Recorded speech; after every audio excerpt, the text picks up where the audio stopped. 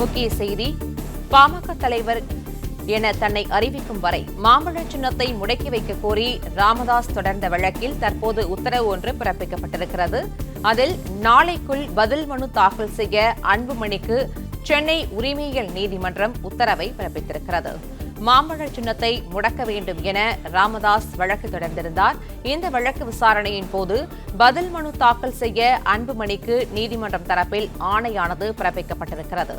பாமக தலைவர் என தன்னை அறிவிக்கும் வரை மாம்பழ சின்னத்தை முடக்கி வைக்க கோரி ராமதாஸ் தொடர்ந்த வழக்கு விசாரணைக்கு வந்த நிலையில் நாளைக்குள் பதில் மனு தாக்கல் செய்ய அன்புமணிக்கு சென்னை உரிமையியல் நீதிமன்றம் உத்தரவை பிறப்பித்திருக்கிறது. கூடுதல் விவரங்களை செய்தியாளர் ஆனந்த் வழங்க கேட்கலாம். ஆனந்த், வணக்கம். ராமதாஸ் தொடர்ந்த வழக்கில் அன்புமணிக்கு உத்தரவு பிறப்பிக்கப்பட்டிருக்கிற நிலையில் இந்த உத்தரவு தொடர்பான முழு விவரங்களை பதிவு பண்ணலாம். வணக்கம். பாமகவின் தலைமை தொடர்பான உரிமை தொடர்பான அந்த வழக்கு முடியும் வரை பாமகவின் மாம்பழம் சின்னத்தை முடக்க கோரி அன்புமணி ராமதாஸ் உத்தரவிட வேண்டும் என கூறி ராமதாஸ் தொடர்ந்த வழக்கின் அன்புமணி ராமதாஸ் நாளை பதிலளிக்க சென்னை உரிமையியல் நீதிமன்றம் உத்தரவிட்டிருக்கிறது.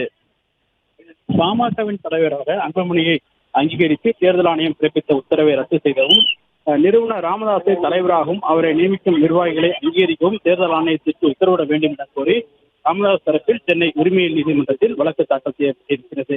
இந்த நிலையில் இந்த வழக்கினுடைய இறுதி உத்தரவு பெறப்படும் வரை கட்சியினுடைய சின்னமான மாம்பழம் சின்னத்தை முடக்க வேண்டும் என கூறி ராமதாஸ் தரப்பில் சென்னை உரிமையியல் நீதிமன்றத்தில் மனு தாக்கல் செய்யப்பட்டிருந்தது. இந்த வழக்கு நீதிபதி தர்மபிரபு முன்பாக இன்று விசாரணைக்கு வந்தது.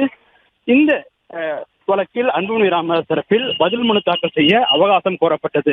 தாங்கள் இந்த வழக்கில் பதில் மனு தாக்கல் செய்ய ஒரு நாள் தங்களுக்கு அவகாசம் வேண்டும் எனவும் அன்புமணி தரப்பில் இன்று தெரிவிக்கப்பட்டது. இதனையடுத்து இந்த வழக்கில் அன்புமணி தரப்பில் பதில் மனு தாக்கல் செய்ய நாளை வரை அவகாசம் வழங்கிய நீதிபதி தர்மபிரபு வழக்கின் விசாரணையை நாளைக்கு தள்ளி வைத்து உத்தரவிட்டிருக்கின்றார்.